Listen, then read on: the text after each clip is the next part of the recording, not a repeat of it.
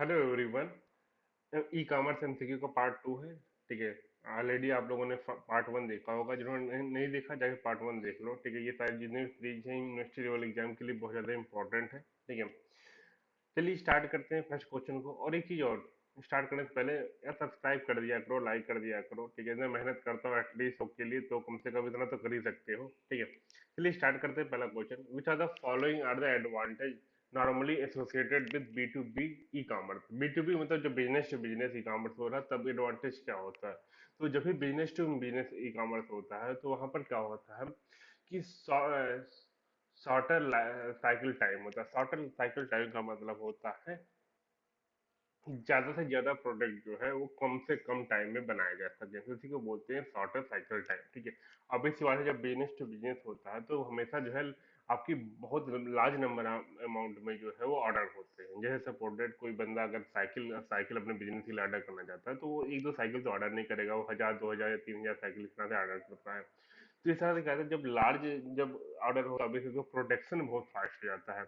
और reduction of cost, अब इसी बात से वो पर बंदे, जैसे आप अगर रिटेल में आपको चीज खरीदते हो तो आपको जो है कॉस्ट ज्यादा पे करना पड़ता है, लेकिन वही अगर आप जो है बिजनेस के लिए खरीदोगे तो कॉस्ट हमेशा पे कर। रिडक्शन ऑफ, जब मैन्युफैक्चरिंग होती है तो अब इस बात है जब लार्ज नंबर ऑफ मैन्युफैक्चरिंग होती है तो हमेशा जो है कॉस्ट कम हो जाता है।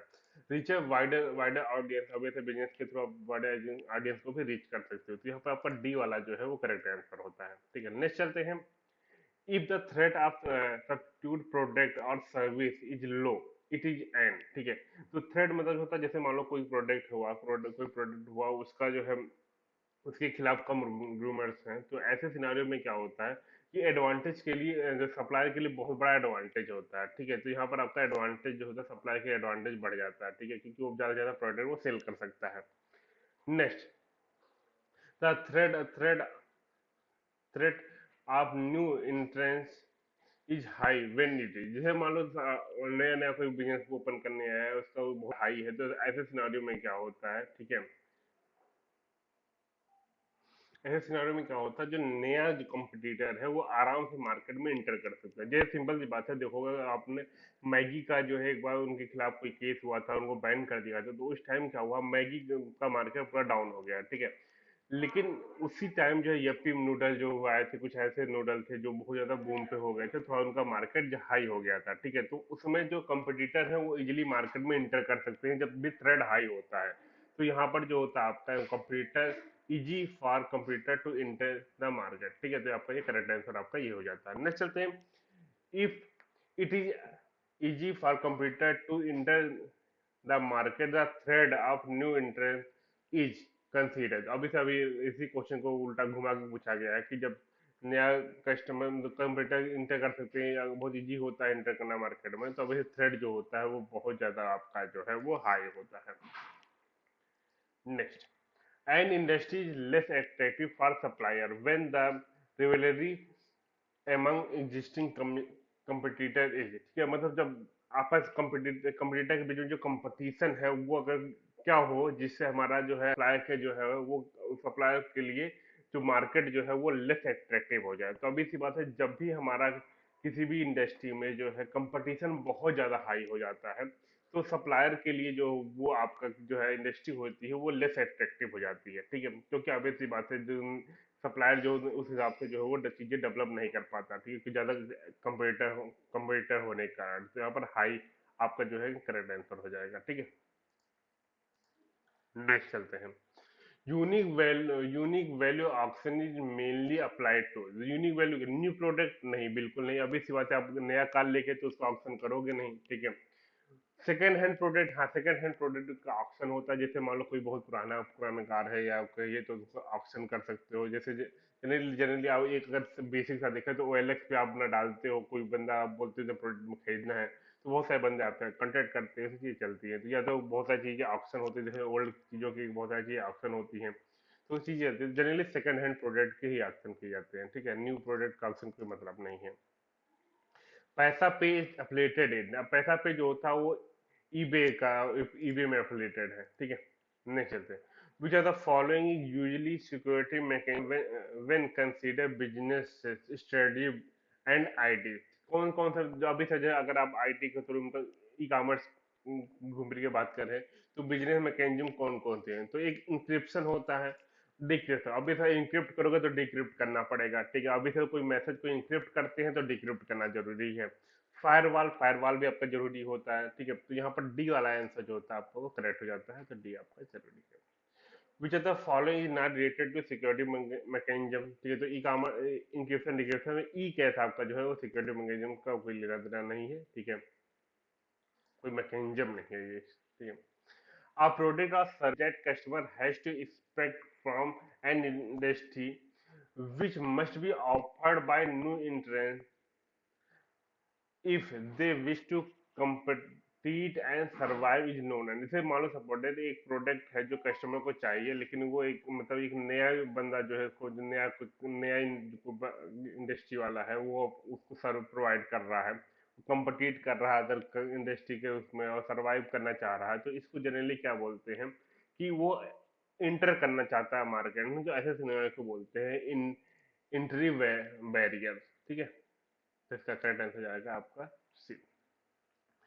Which of the following statement accurately reflect the impact of technology, ठीक है। impact of technology क्या रिफ्लेक्ट करता है, पहले क्या है, द टेक्नोलॉजी है caused buyer power to increase, ठीक है। अब सी बात है, जब इन टेक्नोलॉजी आती है तो हमारी पावर बढ़ जाती है। अब सी बात है, अगर आप जो खरीदते हो इजीली आप कोई चीज अच्छे से अच्छा परचेज कर सकते हो। जैसे आप अगर टेक्नोलॉजी नहीं होती, जो सिलेक्टेड मटेरियल दुकान पे रखे हैं उनको खरीदना पड़ता, लेकिन टेक्नोलॉजी होने के कारण आप जो है बहुत सारे प्रोडक्ट में से आप कोई बेस्ट चूज कर सकते हो, तो ये बायर पावर इंक्रीज कर देता है।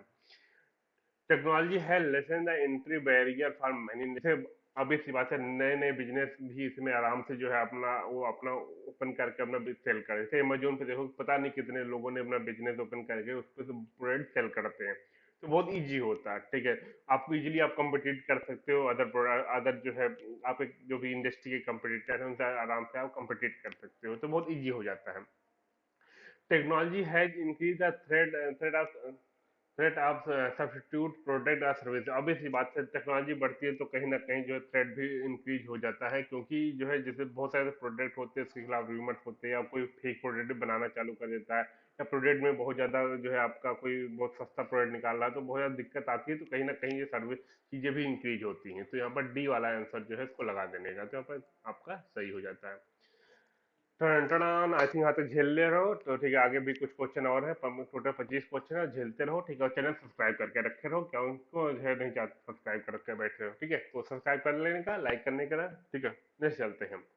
अ business can not be all thing to all people, instead a business must, मतलब अभी सी बात है, कोई बिजनेस आपको कोई चीज बेच रहे हो तो सबको तो बेच नहीं सकते हो, तो अभी सी बात है, तो अब क्या करना पड़ेगा, आइडेंटिफाई टारगेट कस्टमर। हाँ बिल्कुल सही, हमको टारगेट जो कस्टमर हमारे हैं जो हम प्रोडक्ट खरीदते हैं उनको टारगेट करो।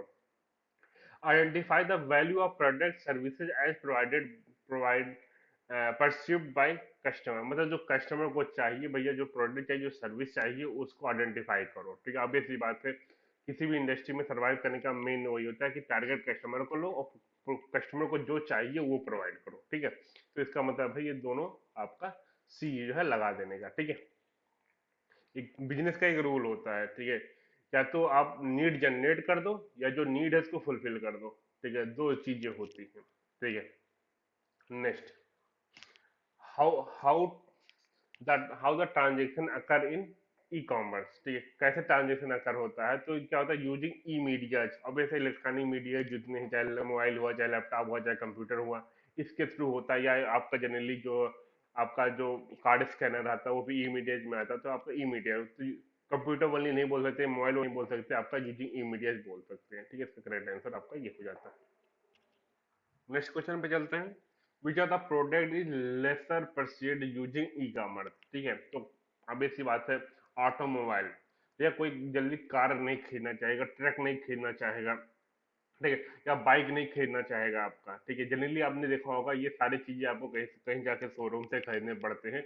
इवन मैं आज जो मैं अमेजोन पे कार सर्च कर रहा था, कार मिलता नहीं, चाहे मैं आपको सर्च करके दिखा देता हूँ अमेजोन पे,